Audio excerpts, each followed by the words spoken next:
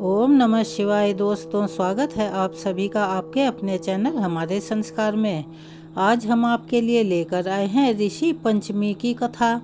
लेकिन उससे पहले अगर आप चैनल पर नए हैं तो प्लीज़ चैनल को सब्सक्राइब करें, वीडियो को लाइक करें, ज़्यादा से ज़्यादा शेयर करें, बेल आइकन को भी अवश्य ही दबाएं। कमेंट्स बॉक्स में ओम नमः शिवाय, हर हर महादेव अवश्य ही लिखें। आप सभी का सहयोग हमारे लिए अनमोल होता है, इसीलिए प्लीज़ अपना सहयोग हमें ऐसे ही प्रदान करते रहिएगा।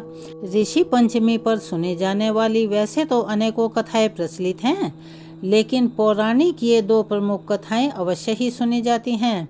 जिसमें से पहली प्राचीन कथा के अनुसार विदर्भ देश में एक सदाचारी ब्राह्मण रहता था। उसकी पत्नी बड़ी पतिव्रता थी, जिसका नाम सुशीला था। उस ब्राह्मण के एक पुत्र और एक पुत्री थी।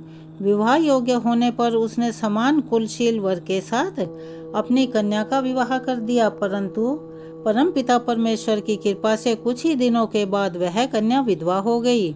दुखी ब्राह्मण दंपति अपनी कन्या को लेकर गंगा जी के तट पर एक कुटिया बनाकर वहीं रहने लगे। एक दिन वह ब्राह्मण कन्या सो रही थी कि अचानक उसका शरीर कीड़ों से भर गया। कन्या ने सारी बात अपनी माँ से कही कि माँ, ना जाने ये कैसे हो गया। माँ ने अपने पति से सब पूछा और कहा कि हे प्राणनाथ, मेरी साध्वी जैसी कन्या की यह गति होने का भला क्या कारण है। तब ब्राह्मण ने समाधि लगाई, यानी के ध्यानस्थ हुए और इस घटना का पता लगाया और बताया कि पूर्व जन्म में यह हमारी कन्या एक ब्राह्मणी थी और जब यह रजस्वला थी तो इसने बर्तनों को छू दिया था। इस जन्म में भी इसने लोगों की देखा देखी कि कोई भी इस बात में विश्वास नहीं करता, ऋषि पंचमी का व्रत नहीं किया, इसीलिए इसकी ऐसी दशा हुई है, यानी इसके शरीर में कीड़े पड़ गए हैं। हमारे वेद शास्त्रों और धार्मिक शास्त्रों की ऐसी मान्यता है कि रजस्वला स्त्री पहले दिन चांडालिनी, दूसरे दिन ब्रह्मघातिनी और तीसरे दिन धोबिन के समान अपवित्र होती है। वह कहीं चौथे दिन जाकर स्नान करके ही शुद्ध होती है। यदि यह शुद्ध मन से अब भी ऋषि पंचमी का व्रत कर ले तो इसके सारे दुख स्वतः ही दूर हो जाएंगे और अगले जन्म में अटल सौभाग्य भी प्राप्त करेगी। पिता की आज्ञा से उस पुत्री ने विधि पूर्वक ऋषि पंचमी का व्रत और पूजन किया, जिसके प्रभाव से वह सारे दुखों से छूट गई। अपने अगले जन्म में उसे अटल सौभाग्य सहित अक्षय सुखों का भोग भी मिला। चलिए अब हम आपको सुनाते हैं दूसरी पौराणिक कथा। सतयुग में विदर्भ नगरी में शेनजीत नामक एक राजा हुए। वह ऋषियों के समान थे, यानी कि उनके बहुत ही आचार विचार बहुत अच्छे थे। उन्हीं के राज्य में एक किसान रहता था, जिसका नाम सौमित्र था। उसकी पत्नी जयश्री अत्यंत पतिव्रता थी। एक समय वर्षा ऋतु में जब उसकी पत्नी खेती के कामों में लगी हुई थी तो वह वहीं रजस्वला हो गई। उसको रजस्वला होने का पता लग गया था, फिर भी वह घर के कामों में लगी रही। कुछ समय के बाद वह दोनों पति पत्नी अपनी अपनी आयु भोग कर मृत्यु को प्राप्त हो गए। जयश्री अपने अगले जन्म में कुतिया बनी और सौमित्र को रजस्वला स्त्री के संपर्क में आने के कारण उसके हाथों का बना भोजन करने के कारण बैल की योनि मिली, क्योंकि ऋतु दोष से अलावा इन दोनों का कोई भी अपराध नहीं था। इस कारण इन दोनों को अपने पूर्व जन्म का समस्त विवरण याद रहा। वे दोनों कुतिया और बैल के रूप में उसी नगर में अपने बेटे सुचित्र के यहाँ रहने लगे। धर्मात्मा सुचित्र अपने अतिथियों का पूर्ण सत्कार किया करता था। अपने पिता के श्राद्ध के दिन उसने अपने घर ब्राह्मणों को भोजन करने के लिए तरह तरह के भोजन बनवाए। जब उसकी पत्नी किसी काम के लिए रसोई घर से बाहर गई हुई थी तो एक सांप ने रसोई की खीर के बर्तन में विष उगल दिया। कुतिया के रूप में सुचित्र की माँ दूर से यह सब देख रही थी। पुत्र की बहू के आने पर उसने अपने पुत्र को ब्रह्म हत्या के पाप से बचाने के लिए खीर से उस भरे हुए बर्तन में मुंह डाल दिया। सुचित्र की पत्नी चंद्रवती से जब कुतिया का ऐसा करना ना देखा गया तो उसने चूल्हे में से एक जलती लकड़ी निकाली और कुतिया को दे मारी। बेचारी कुतिया मार खाकर इधर उधर भागने लगी। चौके में जो जूठन आदि बची रहती थी वह सब सुचित्र की बहू अक्सर उस कुतिया को दे दिया करती थी, लेकिन उस दिन क्रोध के कारण उसने वह भी बाहर फेंकवा दी। सब खाने का सामान और खीर फेंकवा कर उसने बर्तन साफ करके दोबारा खाना बनाकर ब्राह्मणों को भोजन करवाया।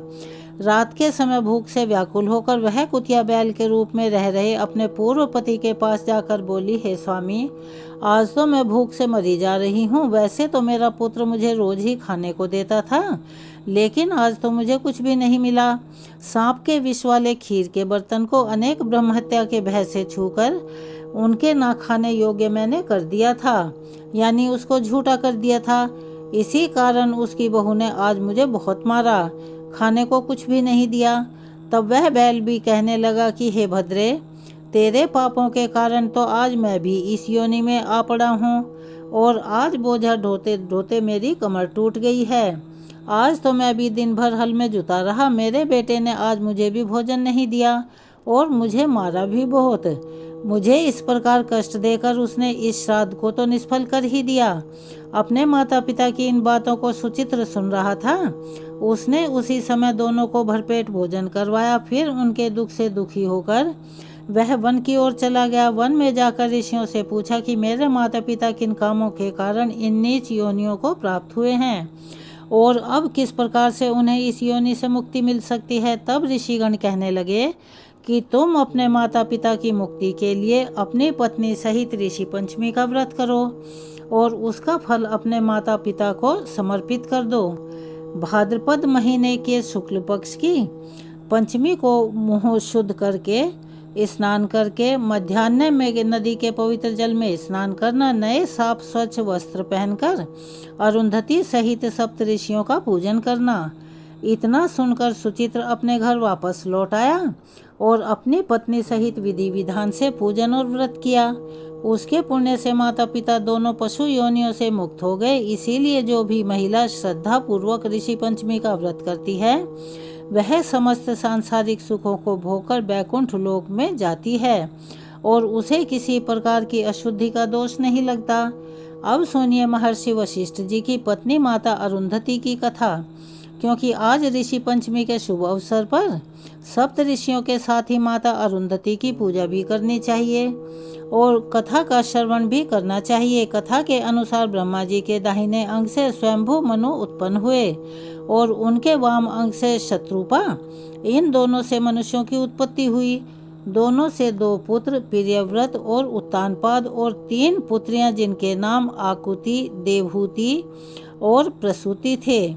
आकुति रुचि प्रजापति और प्रसूति दक्ष प्रजापति से ब्याही गई। देवहूति का विवाह महर्षि कर्दम से हुआ और इन दोनों की 10 संतानें हुई। इन 10 संतानों में जो अरुंधति थी वह उन्हीं में से एक थी।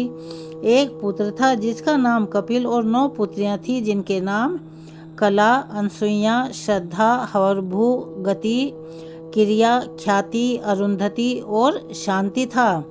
माता अरुंधति माता अनसुईया की ही छोटी बहन थी और अपनी बहन की तरह महान सती थी। अनसुईया जी का विवाह तो महर्षि अत्रि के साथ हुआ था और महर्षि वशिष्ठ से विवाह करने के लिए माता अरुंधति को घोर तप करना पड़ा था और उस तप करने की प्रेरणा भी उन्हें महर्षि वशिष्ठ जी से ही मिली थी। वास्तव में अरुंधति जी पूर्व जन्म में स्वयं ब्रह्मदेव की कन्या संध्या थी। संध्या ने भी अपने पिता से उपदेश मांगा। जिस प्रकार परमपिता ब्रह्मा जी ने उन्हें तप करने का उपदेश दिया और आदेश दिया, अपने पिता की आज्ञा पाकर संध्या चंद्रभाग पर्वत के निकट ब्रहलोलित सरोवर के तट पर जा पहुंची। किंतु उन्हें यह पता नहीं था कि तपस्या किसकी करे और तपस्या किस प्रकार करनी चाहिए, उन्हें कुछ भी नहीं पता था। अब वे उसी चिंता में उसी सरोवर के निकट बैठ गई। उसी समय भ्रमण करते हुए महर्षि वशिष्ठ वहां पहुंचे और एक कन्या को इस प्रकार चिंतित और परेशान बैठा देखकर उन्होंने उनसे उनका परिचय पूछा। तब संध्या ने उन्हें अपना परिचय दिया। महर्षि वशिष्ठ को देखकर संध्या के मन में उनके प्रति अनुराग पैदा हो गया, जिससे महर्षि वशिष्ठ ने अपने तपोबल से जान लिया था। तब उन्होंने देवी संध्या से कहा कि हे देवी, आप और हम दोनों परमपिता ब्रह्मा की संतानें हैं, इस कारण हमारा विवाह तो संभव नहीं है। किंतु अगर तुम परमपिता के कहे अनुसार घोर तप करो तो अगले जन्म में ही हमारा साथ संभव होगा। यह सुनकर संध्या ने उनसे कहा कि हे महर्षि, पिताश्री के आदेश के अनुसार मैं यहाँ तप करने के लिए ही आई थी, किंतु मुझे नहीं पता कि मुझे किसकी तपस्या करनी चाहिए और उसे किस प्रकार किया जाता है। अतः आपको ही गुरु मानकर मैं आपसे ही उसका जवाब पूछती हूँ। कृपया आप मेरा मार्गदर्शन कीजिए कि मैं किसकी और किस प्रकार से तपस्या करूं। उसी से मेरे बेचैन मन को शांति मिलेगी। देवी संध्या की बात सुनकर महर्षि वशिष्ठ ने उनसे कहा, भद्रे, जो इस संसार के मूल कारण हैं उन्हीं भगवान विष्णु की तुम तपस्या करो। उनसे तुम्हें मनचाहे वर की प्राप्ति होगी। तप के पहले 6 दिनों तक भोजन मत करना, सिर्फ तीसरे और छठे दिन रात को कुछ पत्ते खाकर जल पी लेना। उसके बाद तुम जल का भी त्याग कर देना। तुम्हारी ऐसी तपस्या से भगवान श्री हरि अवश्य ही प्रसन्न होंगे। ऐसा कहकर महर्षि वशिष्ठ वहां से चले गए। फिर उनकी बताई हुई विधि से संध्या भगवान नारायण की घोर तपस्या करने लगी। उन्होंने चारों युगों तक श्री हरि की घोर तपस्या की और आखिरकार उनकी कठिन तपस्या से प्रसन्न होकर भगवान विष्णु ने उन्हें दर्शन दिए। उन्हें अपने समक्ष देखकर देवी संध्या अवाक रह गई।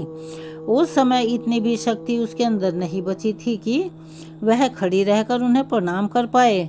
उनकी ऐसी भक्ति देखकर नारायण ने उन्हें स्वस्थ कर दिया और फिर पूछा कि वह किस कारण ऐसी घोर तपस्या कर रही है। तब देवी संध्या ने भगवान श्री विष्णु से जो 3 वरदान मांगे वह इस प्रकार थे। पहला वरदान, किसी भी जीव में जन्म लेते ही काम की भावना पैदा न हो। दूसरा, मैंने जिनकी कामना की है वही मुझे पति के रूप में प्राप्त हो और मेरा पतिव्रत अखंड रहे।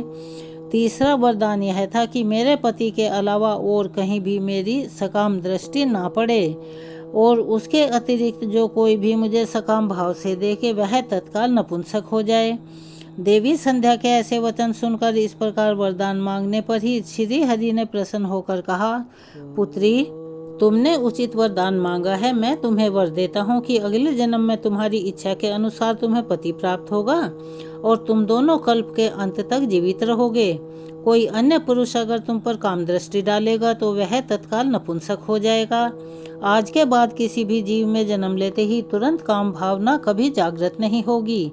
मनुष्य की 4 अवस्थाओं बाल्य, कौमार्य, यौन और वृद्धा अवस्था में से अन्य 3 में यानी कौमार्य, यौवन और वृद्धा अवस्था में तो काम भावना जागृत हो जा पाएगी, लेकिन बाल्य अवस्था में कभी नहीं होगी। अब तुम जाओ और चंद्रभागा पर्वत के निकट महर्षि मेघतिथि 12 वर्षों से यज्ञ कर रहे हैं। आज उनका वो यज्ञ समाप्त होने वाला है। उसी यज्ञ की अग्नि में अब तुम अपने शरीर का त्याग करो। मेरे आशीर्वाद से तुम अग्नि की कन्या बन जाओगी और कोई तुम्हें देख नहीं पाएगा। ऐसा कहकर श्री हरि ने अपने चरणों से संध्या को स्पर्श किया, जिससे वह यज्ञ के हविष्य के रूप में बदल गया और वह अदृश्य हो गई। इसके पश्चात श्री हरि वहीं से अंतर्ध्यान हो गए। भगवान विष्णु की कृपा से अदृश्य होकर देवी संध्या महर्षि मेघतिथि के यज्ञ में गई और वहां महर्षि वशिष्ठ को पति के रूप में पाने की कामना लेकर उन्होंने यज्ञ कुंड में अपना शरीर समर्पित कर दिया। उस अग्नि में भस्म होने के बाद उत्पन्न उनकी पवित्र ऊर्जा को स्वयं सूर्य देव ने 2 भागों में बांटकर सृष्टि के कल्याण हेतु अपने रथ पर स्थापित कर लिया।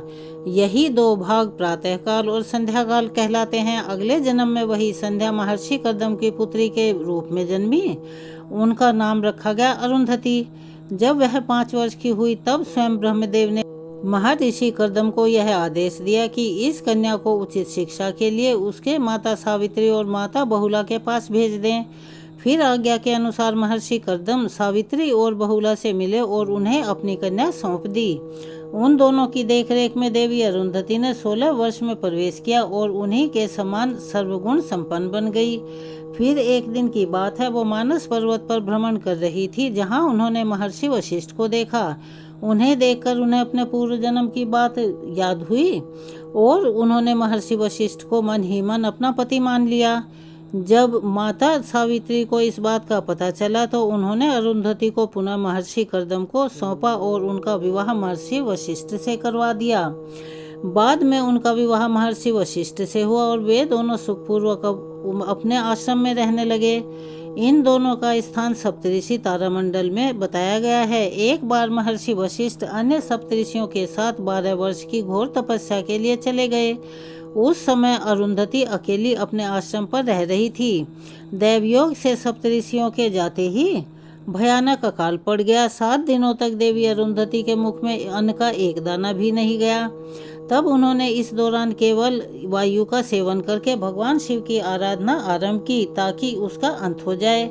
तब उनकी परीक्षा लेने के लिए 21वें दिन स्वयं महादेव उनके आश्रम में एक वृद्ध के रूप में पधारे और उन्होंने देवी अरुंधति से खाने को कुछ मांगा। तब देवी अरुंधति ने क्षमा याचना करते हुए महादेव से कहा कि प्रभु, उनके पास तो खाने को कुछ भी नहीं है। तब महादेव ने उन्हें कुछ बद्री के बीज दिए और उन्हें पकाने को कहा। अरुंधति उसे पकाने बैठी। समय काटने के लिए उन्होंने वृद्ध रूपी भगवान शंकर से धर्म कर्म की बातें आरंभ कर दी। तब शंकर जी उन्हें धर्म का वास्तविक रूप समझाने लगे। भगवान शंकर की माया के कारण जब तक अरुंधति ने उन बद्री के बीजों को पकाया तब तक 12 वर्ष बीत गए और उनकी कृपा से अकाल भी समाप्त हो गया। किंतु अरुंधति को ऐसा लगा जैसे बस कुछ ही समय बीता हो। उसी समय सप्तऋषि अपनी घोर तपस्या समाप्त करके वहां पधारे। तब उन्हें देखकर अरुंधति आश्चर्य से बोली कि आप सब तो 12 वर्षों के लिए गए थे, फिर इतनी जल्दी कैसे वापस आ गए? तब महर्षि वशिष्ठ ने आश्चर्यचकित होकर उन्हें बताया कि वे सब तो 12 वर्षों के बाद ही वापस आ रहे हैं। इसके पश्चात सातों महान ऋषि इस बात पर बहस करने लगे कि इन सातों में किसकी तपस्या सबसे उत्तम थी। जब कोई निर्णय नहीं हुआ तब देवी अरुंधति ने वृद्ध रूपी महादेव से ही इसका निर्णय करने को कहा। महादेव ने देवी अरुंधति की भक्ति से प्रसन्न होकर उन सभी को दर्शन दिए और कहा कि आप सातों ऋषियों की सम्मिलित तपस्या से भी अधिक कठोर व्रत देवी अरुंधति का है। मैंने जो ज्ञान अरुंधति को दिया है, आप सभी ऋषि उस ज्ञान को इनसे प्राप्त करें और जगत में उसका प्रचार करें। ऐसा कहकर महादेव वहीं से अंतर्ध्यान हो गए। तब सभी सप्तऋषियों ने देवी अरुंधति के तेज के समक्ष नतमस्तक हुए और उनसे वह ज्ञान प्राप्त किया जो देवी अरुंधति ने 12 वर्षों में महादेव से प्राप्त किया था। वही ज्ञान आगे चलकर वेद और पुराण की कथाओं के रूप में प्रसिद्ध हुआ, जिसका विस्तार जगत में सप्तऋषियों ने किया। माता अरुंधति से ही वार्तालाप करते हुए महर्षि वशिष्ठ ने राज ऋषि विश्वामित्र को ब्रह्म ऋषि विश्वामित्र को कहकर पुकारा।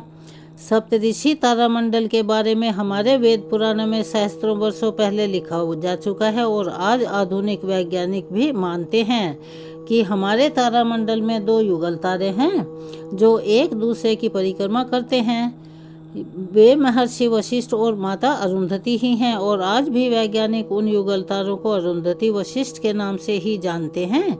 यहाँ पर यह कथा समाप्त होती है। चलिए एक बार मेरे साथ प्यार से बोलिए, सप्त ऋषियों की जय हो, माँ अरुंधति की जय हो। अगर आपको यह वीडियो अच्छी लगी हो तो आप सभी से अनुरोध है कि चैनल को सब्सक्राइब करें, वीडियो को लाइक करें, ज़्यादा से ज़्यादा शेयर करें, बेल आइकन को भी अवश्य ही दबाएं और कमेंट्स बॉक्स में जय श्री कृष्ण हर हर महादेव लिखना ना भूलें। धन्यवाद।